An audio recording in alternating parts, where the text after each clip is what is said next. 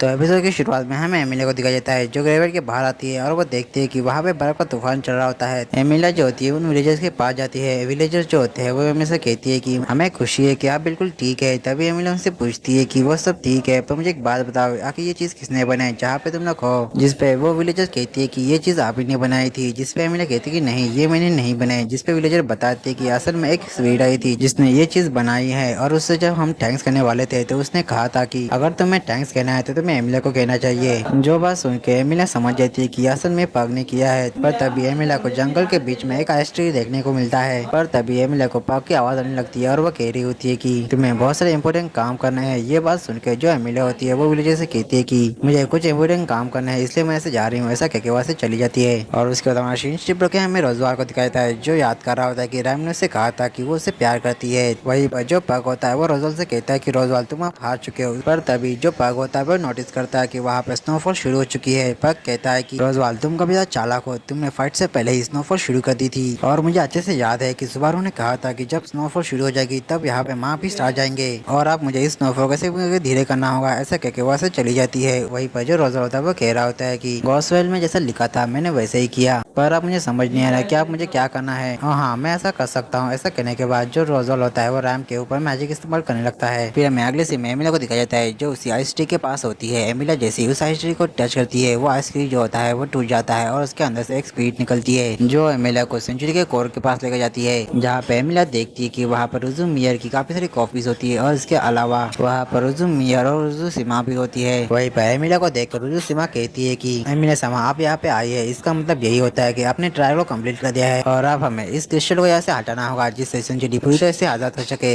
ऐसा कहने के बाद जो रुजु सीमा होती है वो एमिलिया को एक क्रिस्टल देती है जिसके अंदर पग होता है। और तभी जो रुजु सीमा होती है वो उन सारी कॉपीज और रुजु बुरमा से कहती है कि मुझे तुम सभी की कविता याद आएगी। ये बात सुनने के बाद जो रुजु सीमा होती है वो रोने लगती है। एमिलिया जो होती है उसे सहारा देने लगती है और फिर हमें देखने को मिलता है कि जो रुजु सीमा होती है उस क्रिस्टल के ऊपर हाथ रखती है। तभी जो क्रिस्टल होता है काफी तेजी से चमकने लगता है और फिर हमें देखने को मिलता है कि वो क्रिस्टल और रुजु सीमा दोनों ही गायब हो चुकी होती है। पर तभी एमिलिया उन सभी से कहती है कि अभी हमें और भी काम करने हैं। फिर वो रैम और रोजवाल के बारे में पूछती है और फिर हमें अगले सीन में दिखाया जाता है कि वो सभी रोजवाल और रैम के पास आते हैं जहाँ पे जो एमिलिया होती है जैसे रोजवाल के पास आती है तो वो देखती है कि जो रैम है वो बेहोश होती है और वो रोजवाल से कहती है कि आखिर रैम को हुआ क्या है। जिसपे रोजवाल जो होता है वो कुछ भी जवाब नहीं देता। तभी जो एमिलिया होती है वो रैम को चेक करती है और उसे पता चलता है कि रैम अभी भी जिंदा है। एमिलिया जो होती है वो रोजवाल से कहती है कि हमारे पास अभी भी टाइम है, रैम अभी भी जिंदा है, हम रैम को बचा सकते हैं। जिस पर रोजवाल कहता है कि नहीं, सब कुछ खत्म हो चुका है। एमिलिया कहते हैं कि नहीं, सब कुछ खत्म नहीं हुआ, मैंने सेंचुरी को आजाद कर दिया है। पर तभी जो एमिलिया होती है वो एक अटैक करती है जिसकी वजह से दो गैर ड्राइवर जम जाते हैं और फिर हमें देखने को मिलता है कि वहाँ पे गैर ड्राइवर की पूरी फौज आ चुकी होती है। तभी जो एमिलिया होती है वो रुजु बुनमा से कहती है कि तुम रैम रोजवाल को यहाँ से लेकर जाओ, मैं इनको संभालती हूँ। ऐसा कहने के बाद एमिलिया जो होती है उन ग्रेट ड्राइवर्स के साथ फाइट करने लगती है और फिर हमें अगले सीन में बैटिस को दिखाया जाता है जो याद कर रही होती है कि उसकी मदर रेकनियन ने उसे कहा था कि इस फॉरबिडन लाइब्रेरी को रोजवाल की मेंशन में ट्रांसफर करना है। जिसपे बैटिस कहती है कि पर मदर मुझे तो आपके साथ रहना है। जिसपे एक जो होती है वो कुछ नहीं कहती और वो बैटिस को एक हाउस पे लेती है जो इनकम्प्लीट होती है। फिर एक ने बैटिस से कहती है कि बैटिस मेरी बात याद रखना, अगर मैं यहाँ पे ना हूँ तो मेरी जगह पे कोई और आएगा जिसके पास मेरे जितना ही नॉलेज होगा, तुम्हें बस उसी का इंतजार करना है और ये मेरी आखिरी ख्वाहिश है। फिर बैटिस हमें बताते कि उसके बाद से जो मदद थी वो कभी नहीं आई। पर एक दिन वहाँ पे रोजवाल आता है जो मुझ पे ध्यान न देके वहाँ पर सिर्फ किताबें पढ़ने आता था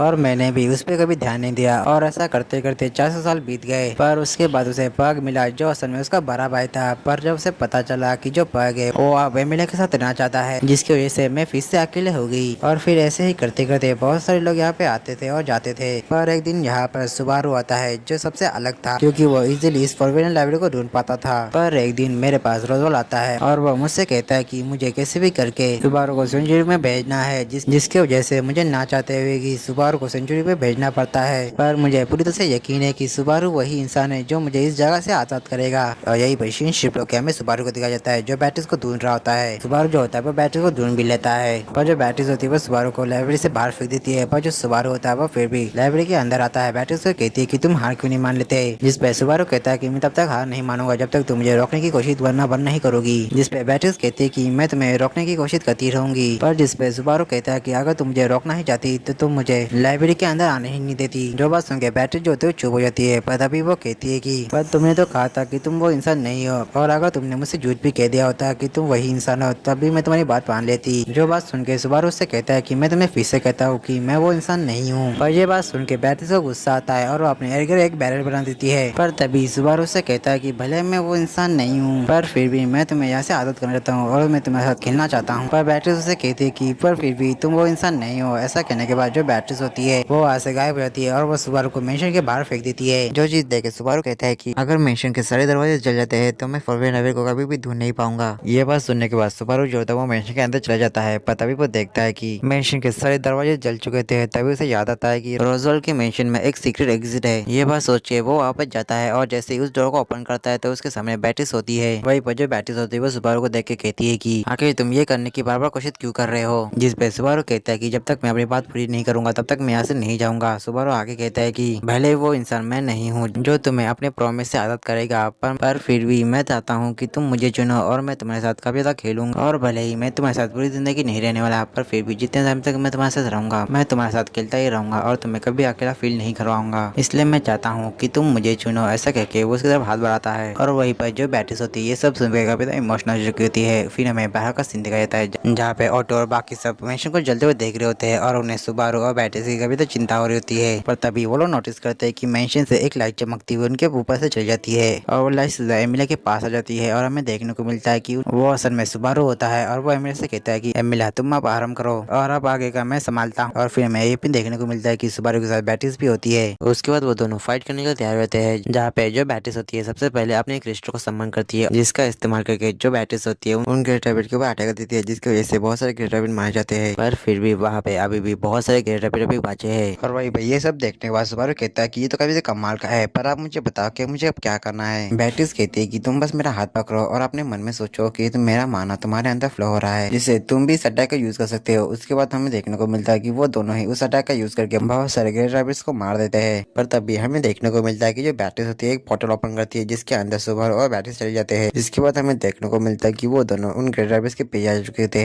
जहाँ पे वो दोनों उसी अटैक का इस्तेमाल करते हैं जिससे बहुत सारे ग्रेट रैबिट्स फिर से मर जाते हैं। पर तभी जो सुबारू होता है वो नोटिस करता है कि उन ग्रेट रैबिट्स का नंबर अभी भी काफी ज्यादा होता है। सुबारू जो होता है वो बेट्रिस से पूछता है कि बेट्रिस क्या तुम्हारे पास कोई प्लान है। जिसपे बेट्रिस कहती है कि भले ये अपने आप को कितना भी रीजनरेट कर ले पर उनकी भी एक लिमिट होती है। जो बात सुन के सुबारू कहता है कि लगता है तुम्हारे पास कोई प्लान है। जिसपे बेट्रिस बताती है कि हाँ मेरे पास प्लान है पर मुझे उस प्लान के लिए एक भेड़ की जरूरत पड़ेगी। जिसपे सुबारू कहता है कि मुझसे अच्छा भेड़ और कौन बन सकता है। और फिर हमें अगले सीन में दिखाया जाता है कि जो सुबारू होता है वो बेट्रिस को लेकर भाग रहा होता है और उसके पीछे ग्रेट रैबिट्स होते हैं। वहीं पर जो सुबारू होता है उन सारे माना क्रिस्टल का इस्तेमाल करके उन ग्रेट रैबिट्स के चारों ओर एक बैरल बना देता है जिससे वो भाग न सके। पर तभी जो सुबारू होता है वो एमिला को उस सीढ़ी को हवा में उठाने के लिए कहती है जिसमें ग्रेट रैबिट्स होते हैं। एमिला जो होती है वो वैसा ही करती है और सीढ़ी को पूरी तरह से हवा में उठा लेती है। और वहीं पर जो सुबारू होता है वो बेट्रिस से कहता है कि अब तुम्हारी बारी। सुबारू की बात सुनने के बाद जो बेट्रिस होती है वो कहती है कि एल समैक। बेट्रिस के ये कहने के साथ ही हमें देखने को मिलता है कि जो ग्रेट रैबिट्स होते हैं उनके ऊपर उस एल समैक का ऐसा होने लगता है और वो ग्रेट रैबिट एक दूसरे को खाने लगते हैं। और अगले ही पल हमें देखने को मिलता है कि वो सारा एरिया जो होता है उस जगह से गायब हो जाता है। वहीं पर जो बेट्रिस होती है हमें बताती है उसने उन सारे ग्रेट रैबिट को एक अल्टरनेट रियलिटी में भेज दिया है जहाँ पे उसकी पहले फॉरबिडन रैबिट हुआ करती थी। पर तभी हमें रोजवाल और रैम को दिखाया जाता है जहाँ पे रोजवाल देखता है कि जो रैम है वो होश में आ चुकी होती है। और वहीं पर हमें दूसरी तरफ दिखाया जाता है कि जो सुबारू होता है वो बेट्रिस को हवा में उठा के उसे कहता है कि बेट्रिस तुम कभी तक कमाल की हो और काफी ज्यादा क्यूट भी। ये बात सुन के जो बेट्रिस होती है कभी तक ब्लश करने लगती है। फिर हमें अगले सीन में दिखाया जाता है कि रोजवाल और बेट्रिस जो होती है वो दोनों एक लड़के क्रेग के पास आए होते हैं जहाँ पे रोजवाल जो होता है वो बेट्रिस से पूछता है कि क्या सुबारू वही इंसान है जिसका वो इंतजार कर रही थी। जिसपे बेट्रिस कहती है कि नहीं सुबारू वो इंसान नहीं है। मैंने सुबारू से कहा था कि क्या वो मेरे लिए वो इंसान बन सकता है। जिसपे सुबारू ने साफ मना कर दिया था पर उसने मुझसे ये जरूर प्रॉमिस किया है कि वो मुझे उस इंसान से भी ज्यादा खुश रखेगा। जिसपे रोजवाल कहता है कि इसका कोई फायदा नहीं होगा तुम कभी भी सुबारू की फर्स्ट प्रायोरिटी नहीं बनोगी। जिसपे बेट्रिस कहती है कि मैं नहीं चाहती कि मैं सुबारू की फर्स्ट प्रायोरिटी बनूं। मैं चाहती हूँ कि सुबारू मेरे लिए फर्स्ट प्रायोरिटी बने। तभी रोजवाल कहता है कि तुमसे बात किए हुए 400 साल हो गए बेट्रिस। जो बात सुन के बेट्रिस को समझ नहीं पाती। रोजवाल कहता है कि एक के जाने के बाद हम दोनों के बीच में बात ही नहीं हुई है। जो बात सुन के जो बेट्रिस होती है कभी हैरान रहती है और कहती है कि इसका मतलब तुम वही 400 साल पहले वाले रोजवाल हो। पर ये कैसे हो सकता है। जिसपे रोजवाल कहता है कि असल में एकरीना और मैं जिस सीक्रेट स्पेल के ऊपर काम कर रहे थे जिसकी वजह से मैं अपनी सोल अपने आने वाली पीढ़ियों के अंदर डाल सकता हूँ और जिसकी वजह से मैं 400 सालों से जिंदा हूँ। जो बात सुनने के बाद जो बेट्रिस होती है वो रोजवाल के पास आती है और उसे नीचे झुकने के लिए कहती है। रोजवाल उससे पूछता है कि क्या हुआ। रोजवाल जैसे नीचे झुकता है बेट्रिस जो होती है अपनी जूती से उसे मारती है और उससे कहती है कि ये तब मेरी फॉरबिडन लाइब्रेरी जलाने के लिए। उसके बाद जो बेट्रिस होती है वो रोजवाल को वेलकम बैक कहती है। जिसपे रोजवाल कहता है कि हाँ मैं फाइनली आ गया। फिर मैं अगले सीन में सुबारू और एमिले को दिखाया जाता है, जहाँ पे जो सुबारू होता है वो नोटिस करता है कि एमिले के पास वही क्रिस्टल है जिसके अंदर पग होता है। सुबारू उसके बारे में पूछता है तो एमिले बताती है कि पग ने जो है कुछ ज्यादा ही मैजिक यूज कर लिया है, जिसकी वजह से वो बाहर नहीं आ पा रहा है। सुबारू कहता है कि मुझे पूरा यकीन है कि तुम एक दिन पग को यहाँ से बाहर जरूर निकालोगी, जिस पे एमिले हाँ कहती है। पर तभी एमिले जो होती है वो सुबारू से कहती है कि सुबारू मुझे तुमसे एक जरूरी चीज के बारे में बात करनी है, जिस पे सुबारू कहता है कि तुम्हें मुझसे किस चीज के बारे में बात करनी है। एमिले कहती है कि सुबारू तुम्हें याद है तुमने मुझसे कहा था कि तुम मुझसे प्यार करते हो। ऐसा कहने के बाद जो एमिले होती है वो ब्लश करने लगती है और वहीं पे ये बात सुन के सुबारू भी ब्लश करने लगता है, जिस पे सुबारू कहता है कि हाँ मैंने कहा था और मैं इस बात पे कभी सीरियस भी हूँ। जिस पे एमिले आगे कहती है कि इसके अलावा तुमने मुझे किस भी किया था और तुम्हें पता भी इसकी वजह से अब क्या होने वाला है, जिस पे सुबारू को समझ नहीं पाता। एमिले बताती है कि उसकी किस करने की वजह से वो अब प्रेग्नेंट हो चुकी है और वो जल्दी उन दोनों के बच्चे को पैदा करने वाली है। जो बात सुनकर सुबारू को हैरान रहता है और वो कहता है कि तुम्हें क्या कह रहे हो, ऐसा कुछ भी नहीं होता। जिस पे एमिले बताती कि पग ने उसे बताया था कि किस करने से बच्चे पैदा होते हैं। जो बात सुनने के बाद सुबारू जो होता है वो पग पे चिल्लाने लगता है और वो कहता है कि पता नहीं तुमने एमिले को किस तरह की बातें सिखाई है। उसके बाद जो सुबारू होता है वो एमिले को बताता है कि ऐसा कुछ भी नहीं होता। और यही पर शिप कैमरा दिखाया जाता है रोजवाल को, जिसकी कभी तो धुलाई चल रही होती है, जहाँ पर एक एक करके सभी लोग अपना रोजवाल के ऊपर अपना हाथ साफ कर रहे होते हैं। और ये सब होने के बाद जो गाफिल होता है वो कह रहा होता है कि आखिर हम रोजवाल को माफ क्यों कर रहे हैं। जिस पे गाफिल कहता है कि चलो मान लेते हैं कि हमें इसकी काफी ज्यादा जरूरत है, पर इसकी क्या गारंटी है कि यह हमें धोखा नहीं देगा। जिस पे रोजवाल कहता है कि वो ऐसा नहीं कर सकता, अगर उसने ऐसा किया तो उसके लिए कभी तो प्रॉब्लम हो सकती है। ऐसा करने के बाद वो अपना शर्ट उठाता है और हमें देखने को मिलता है कि रोजवाल के सीने के ऊपर एक निशान होता है, जिसे देखने के बाद बैटिस बताती कि यह सब में प्रॉमिस का मार्क है। अगर कोई किसी के साथ बेट लगाता है और वो हार जाता है और हारने के बाद उसने जो बेट में जो प्रॉमिस किया होता है अगर वो तोड़ देता है तो उसकी उसी वक्त डेथ हो जाएगी और मरने के बाद उसकी जो सोल होगी उसे नाक में जला दिया जाएगा। जिसपे सुबह रोजवाल से कहता है कि तुमने ऐसा नहीं करना चाहता। जिसपे रोजवाल कहता है कि ये चीज तुम्हारे ऊपर लागू हो जाती है अगर तुम बेट में हार जाते। ये बात सुनने के बाद दोबारा जो होता है काफी ज्यादा डर जाता है। तभी जो रुजु बुनमा होती है वो कहती है कि रोजवाल को अपनी गलती का एहसास हो चुका है, इसलिए हमें इसे माफ कर देना चाहिए। ये बात सुनने के बाद सभी जो होता है वो एक एक करके उसे माफ कर देते हैं। पर तभी एमिला कहती है कि रोजवाल अगर किसी से गलती होती है तो उसे अपनी गलती की माफी मांगनी चाहिए, पर तुमने अभी भी अपनी गलती की माफी नहीं मांगी है। जो बात सुनने के बाद जो रोजवाल होता है वो झुक के उन सभी से माफी मांगता है। ये चीज देखने के बाद एमिला भी जो होती है वो उसे माफ कर देती है। और यही पे सीन शिफ्ट होकर हमें एक मेन शो को दिखाया जाता है, जहाँ पर सब लोग तैयार होकर आए होते हैं। फिर हमें सुबारू और रोजवाल को दिखाया जाता है, जहाँ पे रोजवाल सुबारू से कहता है कि भले मैं अपनी बेट हार गया पर फिर भी मैं अपने सेंसे को ढूंढना बंद नहीं करूंगा। जिस पे सुबारू कहता है कि तुम किसकी बात कर रहे हो, तुम इसकी बात कर रहे हो ना जो मर चुका है। जिस पे रोजवाल कहता है कि नहीं, मैं उस रीजर की बात कर रहा हूँ जो जिंदा हो और इसलिए मैं तुम पे नजर रखने वाला हूँ। मुझे पता है कि तुम जिस रास्ते पर चल रहे हो वहाँ पे तुम्हें काफी सारे सेक्रीफाइस करने पड़ेंगे, पर फिर भी मैं तुम्हें फॉलो करूंगा। और फिर हमें देखने को मिलता है कि वहाँ पे एमिली आ चुकी होती है और फिर हमें पता चलता है कि असल में यहाँ पर सुबारू को नाइट बनाने की ऐसे निमी नहीं होती है। तभी ये लड़की जो होती है वो सुबारू को आगे बुलाती है और उसे एमिली के सामने ग्रीट करने के लिए कहती है। सुबारू जो होता है वो एमिली के पास आता है और उसके सामने ग्रीट करता है। तभी जो एमिली होती है वो एक स्वॉर्ड लेती है और वो सुबारू से कहती है कि